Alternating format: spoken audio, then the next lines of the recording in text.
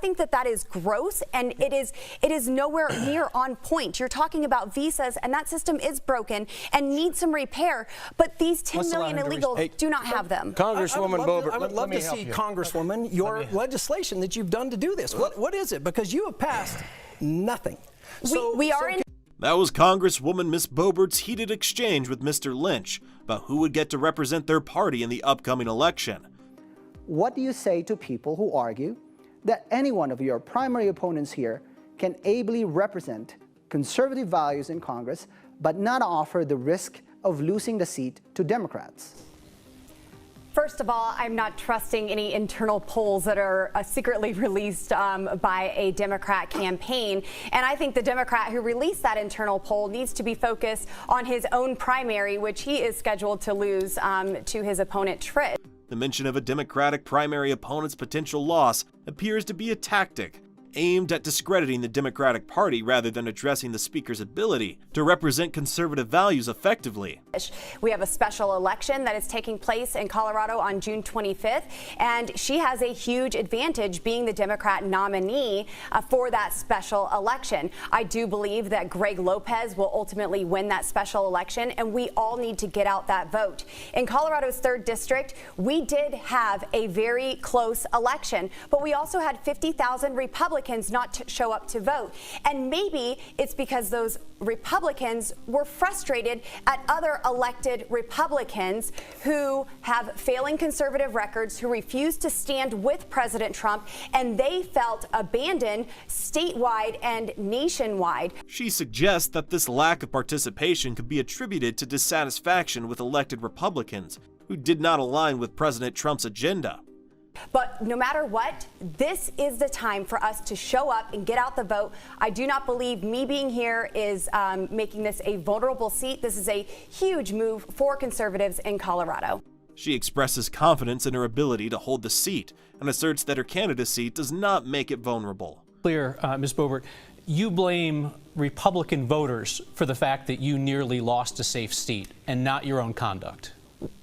When 50,000 Republican voters do not show up and think that their vote does not matter, that does make an impact on elections. That's why we have Get Out the Vote campaigns, and that is why we need to start collecting ballots and follow the rules that have been put in place by Democrats so we can start winning elections again. The Speaker appears to challenge Ms. Boebert's assertion, suggesting that her near loss is what traditionally is considered a safe seat may be attributed to her conduct rather than solely to Republican voters' actions.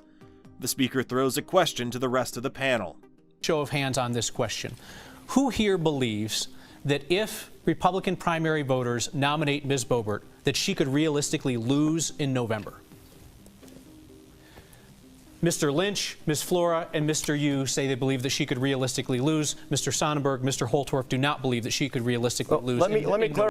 This exchange reflects a diversity of perspectives among the participants regarding the potential electoral outcome for Ms. Boebert in the November election. The scenario presented involves a request for a show of hands from participants regarding whether they believe that if Republican primary voters nominate Ms. Boebert, she could realistically lose in November. Mr. Lynch, Ms. Flora, and Mr. Yu believe she could lose, while Mr. Sonnenberg and Mr. Holtorf express differing opinions. Let's hear her response. An opportunity to respond to what they've said. Yes, well, it's interesting to hear Democrat talking points from my Republican opponents talking about this purge and purify process in the Republican Party. We just want people who are elected who actually represent our values. I have represented almost 30 rural counties in Colorado, and I am seeking to earn the support and votes from 20 more plus Douglas County. In response, Ms. Boebert highlights what she perceives as Democratic talking points being echoed by her Republican opponents, characterizing their stance as advocating for a purge and purify process within the Republican Party. She was asked another question. You're running an ad right now that says deport them all. That would be an enormous, unprecedented government action. So if you would please describe in detail how you see mass deportation playing out in the cities and towns of the 4th Congressional District, and include, if you would, who you think should be doing the rounding up, where folks would be detained before they're deported, and so forth. Let's hear her response.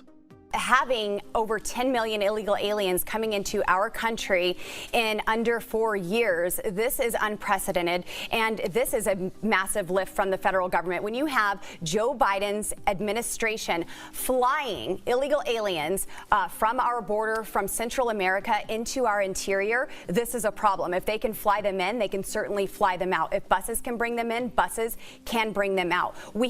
She criticizes the federal government's response, particularly the Biden administration, for allegedly facilitating the transportation of illegal immigrants from the border and Central America into the interior of the United States. She argues that if transportation means are available to bring these individuals into the country, they should also be utilized to remove them. President Trump back in office to ultimately see this through, but I take this so seriously that I led the charge to impeach Joe Biden for his dereliction of duty at the southern border. I'll note that you didn't make any attempt to answer the actual question, which is who should be doing this? It would be an unprecedented government action. Who should go into Windsor or to Parker? If the federal government is flying them in and busing them in, they can bus them out. They can fly them out. Rather than engaging with the question about who should address the transportation of illegal immigrants, she redirects the conversation to advocate for President Trump's return to office and her efforts to impeach President Biden. She emphasizes the seriousness of the issue by mentioning her leadership in the effort to impeach President Biden for what she perceives as neglect of duty regarding the southern border. She criticizes the federal government's approach, highlighting the alleged transportation of illegal immigrants into the country and asserting that if such means exist to bring them in, they should also be employed to remove them. On track to be one of the least productive in history in terms of the bills passed. Your Republican House colleague Andy Biggs said, "We have nothing to go out there and campaign on." Another House Republican, Chip Roy, said the Republican majority does not have one material, meaningful, significant accomplishment. And that's what the Republicans are saying. What has the Republican majority in the House done about the price of groceries? Kyle, we have... Her response to the criticism about the lack of productivity in Congress seems disconnected from the concerns of everyday Americans. Instead of addressing the valid points raised by her Republican colleagues regarding the lack of significant accomplishments, she goes into a different topic altogether. The moderator points out the food and grocery prices issue and asks Ms. Boebert what the Republicans are doing about it. Congressman Chip Roy, these are my colleagues that I serve alongside of in the House Freedom Caucus, and I share their frustration. On every battle, we have been in closed-door meetings with the Speaker, whoever that may be, Kevin McCarthy, Mike Johnson, and trying to use, as I said earlier, our power of the purse, that leverage, to actually accomplish something and force the Senate to take our legislation and send it to the White House. What is that legislation on food and grocery prices? Energy is She talks about how she met with her colleagues to resolve the matter, but her statement falls short of addressing the concerns raised. Her response lacks transparency regarding the actual content of the proposed legislation on food and grocery prices. Instead of providing concrete details or outlining specific policy initiatives, she resorts to vague references to using the power of the purse and leverage to force action. Our H.R. 1 bill is our energy policy. I have two pieces of legislation that were included in H.R. 1 that would unleash our American energy production. And that is exactly what we need to do to begin to... And how does that impact food prices? I'm sorry, I'm just trying to clarify. When we are selling our resources and not regulating our communities into poverty and not relying on our foreign adversaries for our energy production, then we are unleashing our nation's full potential for economic development and prosperity. The moderator seems confused about how it'll help the prices. Ms. Boebert, how many bills did you prime sponsor? I said 38 I prime sponsored, not co-sponsor, because you can co-sponsor post facto. Anybody can put their name on a bill after it passes. How many bills did you prime sponsor in the U.S. Congress that actually were signed by the President of the United States? Richard asks her a question. Thank you so much, Richard. You know, it's interesting that you're touting the legislation that you have passed. You also say that you are a no-nonsense conservative. Well, I think the voters back home should know that a no-nonsense conservative should not have a failing Liberty score. We have the Independent Institute who scores representatives for their legislative record. And if you are not voting how you campaign, well, then you get a negative impact. And I'm the only person. Would you like to answer the question, or would you like to talk about Liberty scores? You can answer the question. She does it again. Instead of answering the question, she talks about Liberty scores. So I asked a very specific question. Please answer. One of my favorite pieces of legislation that has been signed into law is my Pueblo Jobs Act that creates at least 1,000 jobs in Pueblo, Colorado. We worked to incorporate the BRAC process, so nearly $7 billion in infrastructure would not be bulldozed and go to waste. But there are also many other pieces of legislation that I've passed through the House. And it doesn't matter if it's passed through the House if the president doesn't sign it, ma'am. We are in divided government, and I'm not the Richard completely got her here. He states that it doesn't even matter if a bill goes through the House if it doesn't get signed by the president. While showcasing legislative achievements as a common strategy for politicians, Ms. Boebert's statement may overlook the broader context of legislative effectiveness. Answer his question, which is the number of bills you've prime sponsored that have been signed by the president. So my Pueblo Jobs Act has been signed into law. A number, please. That is one. Got it. Ms. Flora, you've called... The moderator seems interested in her answer as he throws the question to her again. All the kids out of public schools. What would America without a public education system look like? You know, the situation, Kyle, is I'm very proud of the work that I've been doing on school choice. That means other choices than just government-controlled schools. And I have to say, it's one of the things I've been fighting for, parental rights, school choice, which benefits many. And it's a very personal situation for me. Our daughter was... The moderator brings up an event. To we're my legislative record we're for not just a second. We're not going to do that. You had plenty of time to answer the question. You chose not to. Sure. That's fine. I just want to make sure. I'll have more time. And you have Don't apologized for the theater incident. I certainly have. And I just want to make sure. Did you apologize for the behavior that went on with you and your date, or the vaping, Kyle, or did you apologize? Or pardon me, or did you apologize for lying to voters about what you did that night and the disrespect that you showed to service workers that night? What specifically were you apologizing for? I don't believe there. The moderator tries to clarify exactly what she apologized for, but keeps going around in circles. Were things that were absolutely taken out of context. There's video of your interactions with service workers. I'm asking, right, are you well, apologizing for the lying to voters or the business? It's been reported that I flipped someone off, and I did not. So, I mean, I think it's been very mischaracterized. I'm apologizing for you, Kyle Clark, getting footage and releasing that.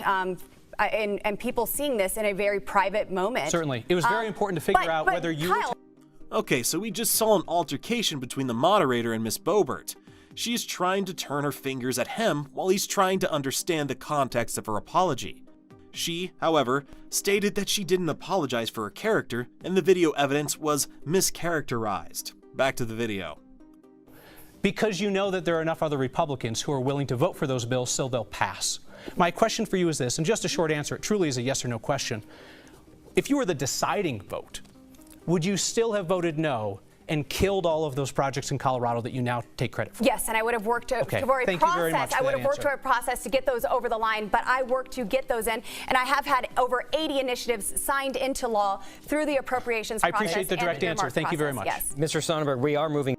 Her assertion that she would have worked to find an alternative process to pass the projects after voting no appears contradictory. It begs the question of why she wouldn't support them initially if she believed in their value to her constituents. Each in turn, knowing what you know now, would you vote the same way that Ms. Boebert voted then to overturn the 2020 election results? And I'm going to start with Ms. Boebert. Knowing what you know now versus what you know then, would you change that vote or would you vote the same way? Please just a yes or no so we can get to everybody. Okay, thank you very much. Mr. Lynch, would you vote the same way? You would not have voted to overturn the 2020 election. Mr. Holtorf? No. Mr. Sonnenberg? No, I would not have voted to overturn the election. Ms. Flora? I would not have voted to overturn. Mr. Yu? No. All right, so just for the record. He throws a question to the Republicans, asking them if, knowing all they know now, they make the step Ms. Boebert took. Mr. Lynch asks Ms. Boebert a question. Anything. Yes. For the state of Colorado. Thank you. That has been signed in and is actually actionable from what you've done. I understand that Democrat congressional campaigner Adam Frisch, you have his old campaign manager, and these are her talking points. I get that, but we're not at zero. These are facts. We are not at zero for legislation. Just look them up. Mr. Lynch's question to Ms. Boebert about her legislative accomplishments for the state of Colorado brings to light an essential aspect of her congressional tenure. While acknowledging that Ms. Boebert may face criticism from her opponents, Mr. Lynch seeks concrete evidence of her contributions to Colorado. I have passed my Pueblo Jobs Act that's been signed into law, but I've also passed over 80 other initiatives that have been signed into law. One single standalone bill is not the only way to get something signed into law. And I have over 80 initiatives that have been signed into law, whether that be through the amendment process, the appropriations process, or through the congressionally directed spending. And I have brought back. While Ms. Boebert's response demonstrates her legislative output, it also raises questions about the nature and impact of these initiatives. Without specific details on the content and outcomes of these laws, it remains unclear how they directly benefited the constituents of Colorado. Talk to anyone outside the Republican Party. Don't know me or don't approve of me, because those are two very different things that you're saying Okay, here. so basically it's one and the same, because they don't know you, and the ones that do know you. It sounded like the question was, are you going to talk to anybody outside the Republican Party? Absolutely, and I do on a regular basis. Mr. Yu asks Ms. Boebert a question about meeting with the people. The question posed to Ms. Boebert highlights a significant concern about her connection to her constituents, especially those outside her Republican base. The individual points out that many people, including unaffiliated, moderate, and at-leaning voters, did not feel a connection to her or even know her. This lack of broader engagement raises the risk of losing that seat to a Democratic opponent. Enjoy meeting with people. I have lived a life of service, from McDonald's to serving people through my church in the local jail, these at-risk women, and also in my restaurant. I love engaging with people. That is my favorite thing in life. And so I absolutely do connect and bridge the unaffiliated and the Republican voters. That is why I've been able to. She gives instances of how she meets with people, which is one of her favorite things to do.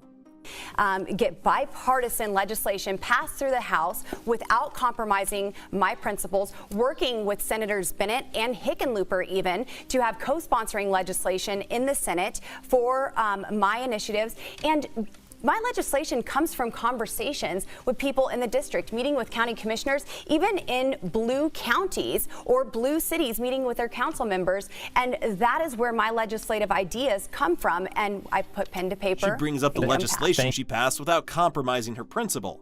And then she gets this last question.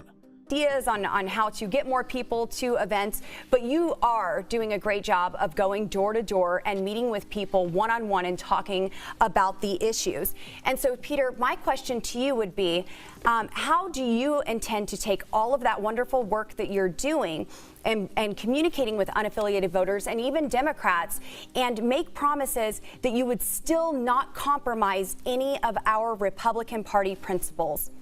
That's a great question, and the one thing I've always made. She directs her question to Mr. Yu. She points out the fact that he is good with people. Is that I'm a conservative. Everyone always asks me at the door, are you a Republican or are you a Democrat? And I'm proud to be able to say I'm a strong conservative Republican. But I also want them to understand that it's amazing when you have conversation. We all want the same thing, regardless of Republican or Democrat. We all want to make sure we have a good job, be able to put a roof over our head, be able to put food on the table, be able to take care of our friends and family. We all want the same thing. It's just a different ideology on how we accomplish those things. And it's amazing when you spend half an hour. Mr. Yu points out that he gets questions like, are you a Republican or a Democrat? Because how he makes conversation with people. He talks about the primary objective of humans, and the only thing that differentiates them is their ideologies. We are. Thank you all. We are. Are we not in an interglacial ice age right now? Yes. I did not expect us to end there, but it's time for. She asks a completely random question here, and now she gives her closing statement. Have a proven track record of delivering for you, having over 80 initiatives signed into law, bringing your tax dollars back to Colorado. And right now you see what is at stake. You see the political persecution that is going on with President Trump, the election interference that is taking place with his guilty verdict just announced today. And right now we have got to unify the Republican Party. I understand that my opponents see me as their. Lauren Boebert's response reflects her confidence and determination to solidify her position within the Republican Party, while addressing her critics. She emphasizes her proven track record, citing over 80 initiatives signed into law that have benefited Colorado. Boebert highlights the current political climate, particularly the legal challenges faced by President Trump, to underscore the urgency for party unity. She goes on to say, attack me. I will debate policy all day long, but we have more important things to focus on. Our farmers and our ranchers need us to get legislative work done. We need to get the wolves delisted federally. I have passed that out of the House, and we need to get that all the way through. We need to lower inflation. We need to bring back our energy jobs. We need to secure the southern border. I am your fighter to do all of that. I have earned top line on the ballot because She frames herself as a determined advocate for her district, emphasizing her success in passing over 80 legislative initiatives. However, her effectiveness as a representative could be enhanced by providing more concrete examples of how her legislative efforts benefit her constituents and by engaging more with moderate and independent voters.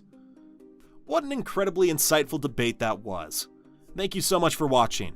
Make sure to hit that like button and subscribe to the channel. Make sure to hit that notification bell so you're notified as soon as we upload our next video. As always, thanks for watching, and we'll see you soon.